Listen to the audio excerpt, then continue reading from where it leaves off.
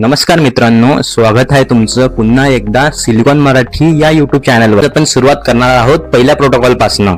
UART universal asynchronous receiver transmitter.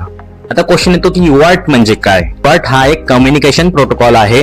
दोन devices मध्ये data exchange करायचं काम करतो. एक्झाम्पल आहे की microcontroller to laptop, FPGA to sensor module. Question होतं की असिंक्रोनस म्हणजे काय.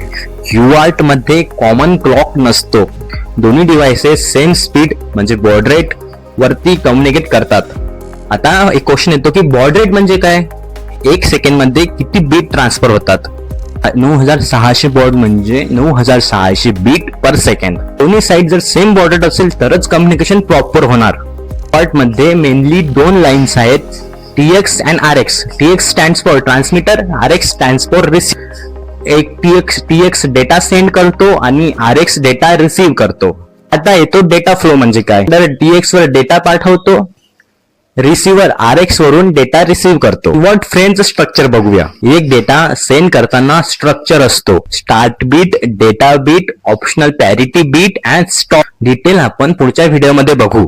UART सिंक्रोनस आहे की असिंक्रोनस, तर आन्सर काय आहे कमेंट मध्ये सांगा. UART मध्ये क्लॉक सिग्नल लागतो का हे सुद्धा कमेंट मध्ये सांगा. In short summary of this video is UART हा एक सिंपल कम्युनिकेशन प्रोटोकॉल आहे ज्यामध्ये क्लॉक नसतो.